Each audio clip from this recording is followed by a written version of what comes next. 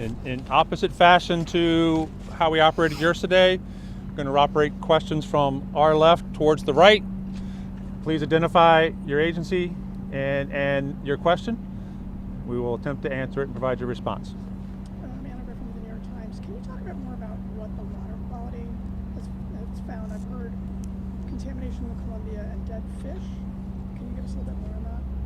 So the question was talk about water quality, contamination in the public, and information about dead fish.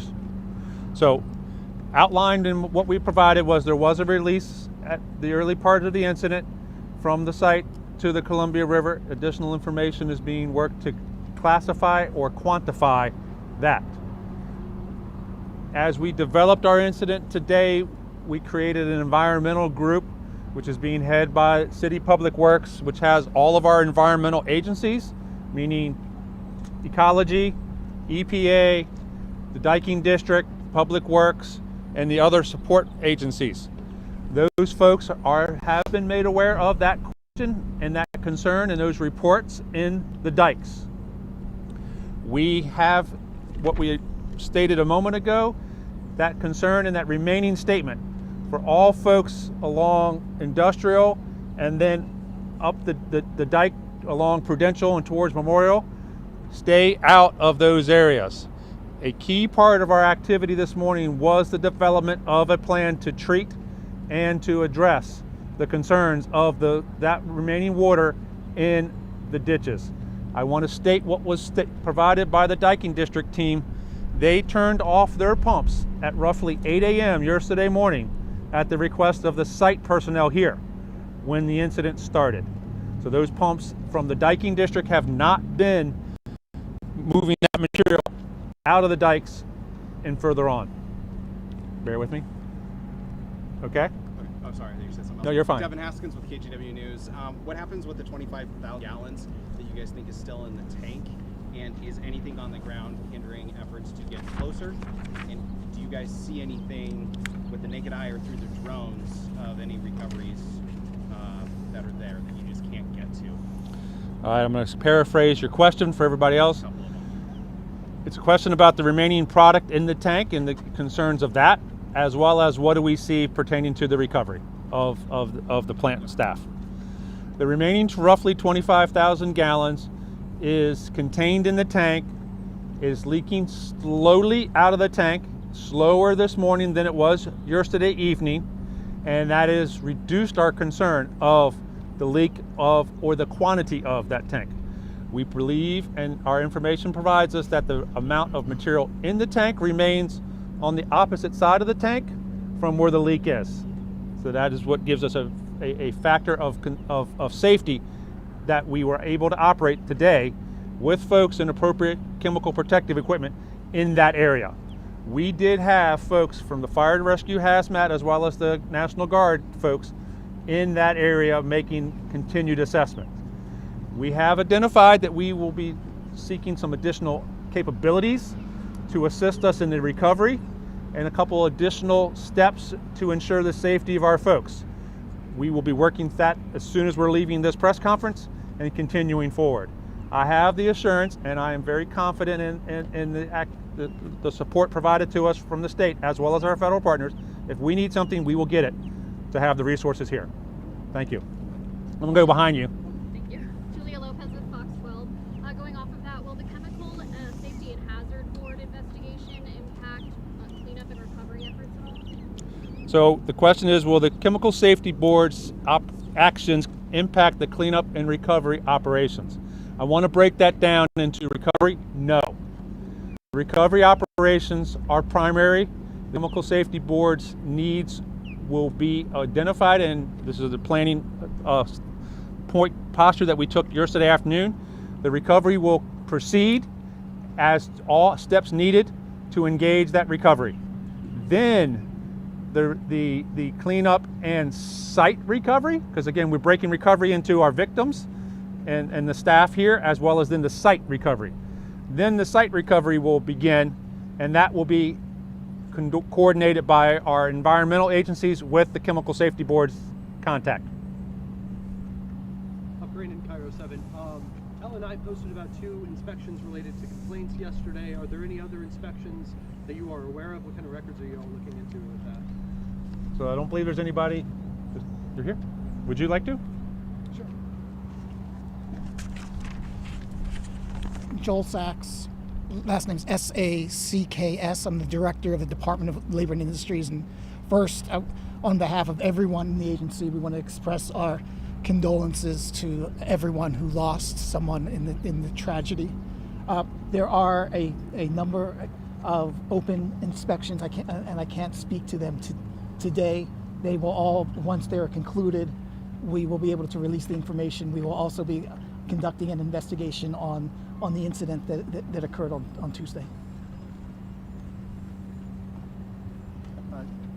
Corwin Hake, Cairo News Radio, and Chief, I want to just plainly ask something that may have been answered in various ways already, but we've heard that this was a tank that contained or had a capacity of 900,000 gallons, and that now there are about 25,000 gallons left. What bluntly has happened to the other 875,000 gallons that may have been in that tank? So great question, and I appreciate it because yes, we've talked about it in different pieces, but I'll try to bring that all back together in one point. 900,000 gallon capacity. It was believed to be roughly 60% full at the time, so I'm going to say 600,000 gallons. When I stood here last evening and told you that there was roughly 90,000 gallons remaining, that was based upon our visual assessment on pictures that were taken at roughly 11 a.m. and the amount of sidewall of the tank that was still visible, presuming the sidewall of the tank, roughly 10% of that tank, was still standing, thus 90,000 gallons, okay? Indeed, that talks about 500,000 gallons of product. And yes, we have utilized the figure that roughly 500,000 gallons of product left that tank from the time of the incident beginning till yesterday afternoon when we thought 90,000 gallons remained, okay? Now, today, last night and this morning, we're doing our assessment, looking at that leak, and we identified now roughly, conservatively, 25,000 gallons. So you would articulate and be fair to say that roughly 570,000 gallons of product left the tank. The specifics of that will come as the root cause and the root factors are determined in the future. But that's how we did our math, and that's how we did our risk calculations based upon what we knew, what was known, and what we saw. Is that helpful, sir? But based on that, you're confident that there remains no risk to the community from the spill? The product that is left has been engaged on the facility as well as the components that we talked about with high pH levels in the components of the dikes across the street. Air monitoring has been established, and there is no air or community-based risk. And I said earlier, there is no risk to the Longview City water supply. Okay? Thank you very much. Ben Beaver about K2 News. Can you clarify what parts of the Columbia River people should stay away from? I know you listed industrial and several streets like that. And also, how did people go missing, and what are emergency responders doing to keep themselves safe and to also recover those people? Okay. Question was areas of the Columbia River. Question was how did people go missing, and what are emergency responders doing to keep themselves safe? The component of the Columbia River is one that the Coast Guard has been here from the beginning with us, as well as our ecology and environmental protection team. They are working those informations, but they have not provided anything to the Unified Command about concerns in the Columbia to avoid and areas to stay away. Okay? So people should avoid it generally. I don't have that information to share with you, ma'am. I don't. I would tell you if I did. The areas that they're speaking of to stay away from currently now are to the north in the industrial way from Washington Way to Prudential. Those are the parameters that we set to stay away from those. And those are the dikes, the ditches, as part of the diking district number 5, where signage was put up. Now you asked part 2 was related to how are responders keeping, part 2 was about how did the people go missing. This was roughly 7:15 in the morning. This was a shift change time. Shift change occurs at 7 a.m. So there were people in this area. This was an administrative workspace. This was a break room space. There were operational spaces. So I would not say how they went missing. They were operating and they were in their workspaces when this blast occurred. Okay, we had both 9 people injured and transported from the property, as well as the 9 unaccounted for. And then last question to your point, how do the responders keep themselves safe? I've outlined that it's chemical protective equipment, the right safety gear. We have what we need. We do not have a need, or we do not have a lack of equipment for that perspective. I want to be clear with that. And then additionally, we talk about air monitoring, water monitoring, liquid sampling of our folks and what we're engaged with on site, and the emotional and the behavioral health of our staff. That is a full spectrum that we're supporting from there. Brian Wood could speak on the Columbia River. Okay. Mr. Brian, would you like to expand a question? Yeah, if I could. My name is Brian Wood, B-R-I-A-N-W-O-O-D, Director of Support Services for Nippon Dynawave Packaging. Our records show that our continuous monitoring for pH on our outfalls that go to the Columbia River showed spikes of high pH material at roughly the initial incident at 7:15 in the morning, and then approximately 2 or 3 hours later, there were 2 spikes of high pH material that went from our plant site to the Columbia River. That information was reported to Ecology as required by our permit. You've also heard discussions about the material that transited our site via the storm drains, went to our north ditch along 432, and then from there went over to the Consolidated Diking Improvement District ditch. We are working with the Diking District and we are working with Ecology and EPA to address the issue over there, which will be a matter likely of elementary neutralization. Heard a question earlier about fish. The report we have is that some of the carp that reside in that ditch were affected by that high pH material. Thank you, Brian. If I may, on behalf of NDP, and not to horn in on you, No, Chief, perfect. I appreciate you Please, I know being this is here. important. On behalf of NDP, these are our people. We are focused on our people. We are focused on helping our responders find and recover those people. That is our focus today. We are profoundly grateful for the people behind me, for the responders and what they've done with us and for us, and we are profoundly grateful for the assistance and the cooperation of the Association of Western Pulp and Paper Workers. They have been outstanding in their support to their members and their support to us. Finally, we will cooperate to the maximum extent that we can with the investigation. It is our duty and our obligation to do so. We look forward to a full and complete investigation. Thank you. All right. Thank you, Brian, for that information. Indeed, we want to get the questions. I'm going to continue around. My goal is to be able to accomplish this in 10 more minutes. So go ahead, sir. Right, with K2. Can either of you just detail the recovery effort as best you can, and perhaps a timeline for the families in the community of when they should expect the recovery effort for the victims? So the question is, detail the recovery efforts as best as we can and provide a timeline to that. I'm going to outline that this was a blast.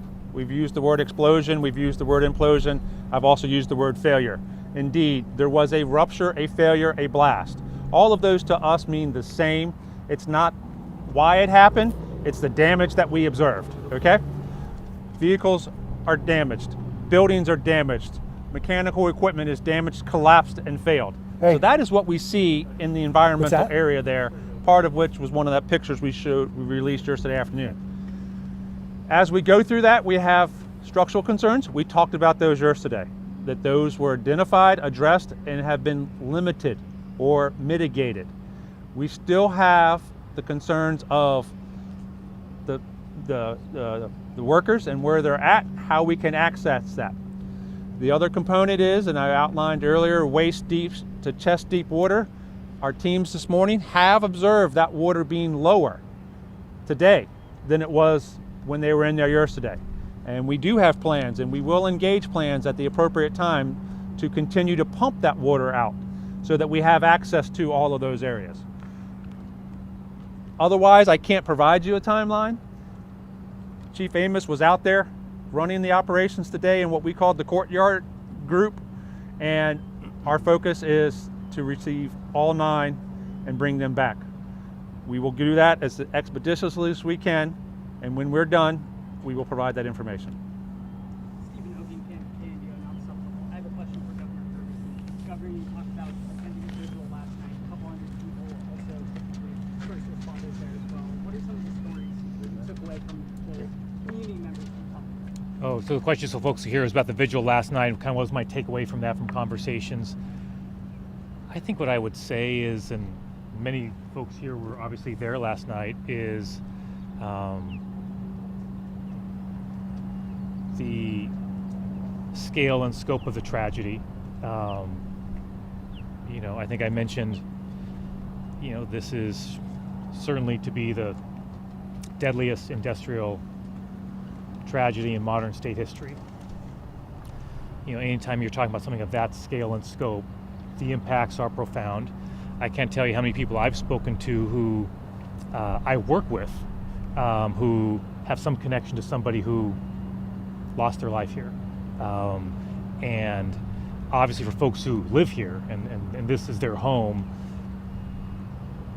it's, you know, at a moment like that, it's hard to capture the emotions which are, you know, which run pretty deep. That said, I felt what I referred to earlier, a resiliency there, of folks coming together, regardless of background differences, you know. That was certainly something I heard from just about everybody I spoke to is that sentiment as well. So I think that's the best I can to put that into words for that question. Thank you. All right. Joey Baca with Point 6. You mentioned the break room, you mentioned a shift change. Are you able to give more context as to where the people that are still unaccounted for were in relation to the tank when it ruptured? And also, was this captured on any on-site surveillance camera? And if so, will that be released at any point? Question is in relation to the identification of a break room and this maintenance area and the staff area, where were the folks there and in relation to the blast?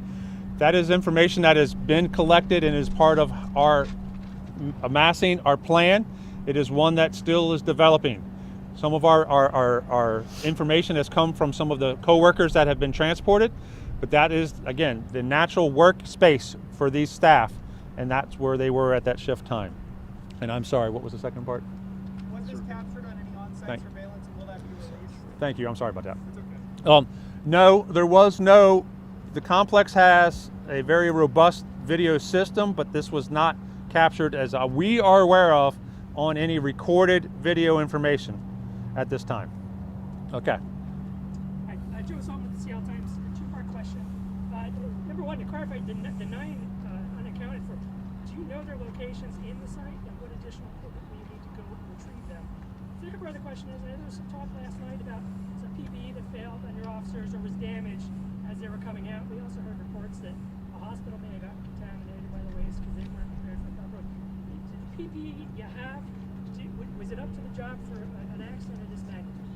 So it's a two-part question. I'll take the first part. Matt, take the PPE part.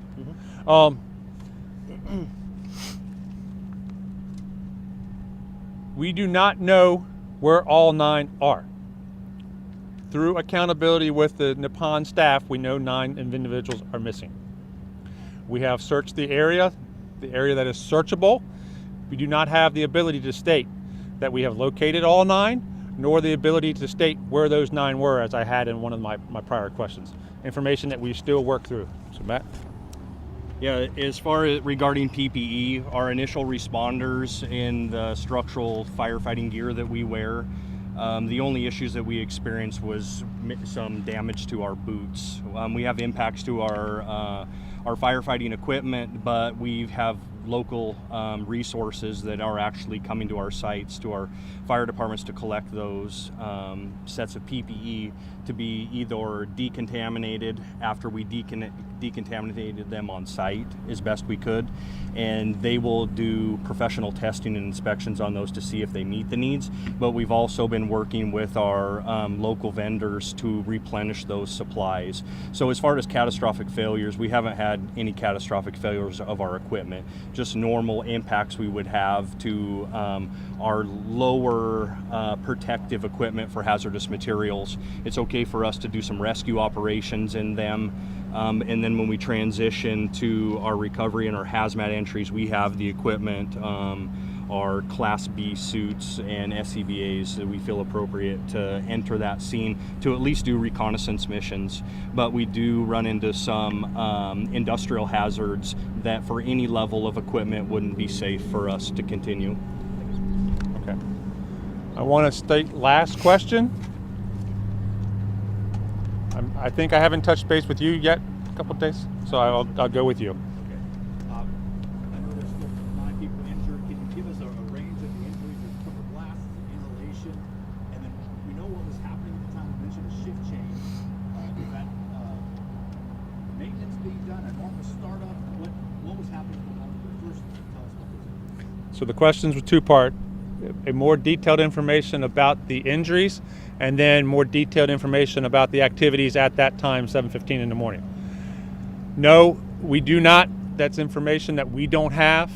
We have, as we identified previously, Dana Tucker and the folks from the coroner's office and the hospitals are supporting operations there with law enforcement. It is not something that we have as far as the extent of the injuries. As far as the operations there, I think what we outlined earlier, as in the members going about their traditional exchange of information, exchange of shift duties and their regular duties, is what was occurring. We don't have any additional details at this time. So I want to articulate my appreciation. I want to you all for your asking of questions as well as your support of sharing joint information. The Joint Information Center has been established. That information was provided. I'm going to outline that a means of submitting that information is available to all.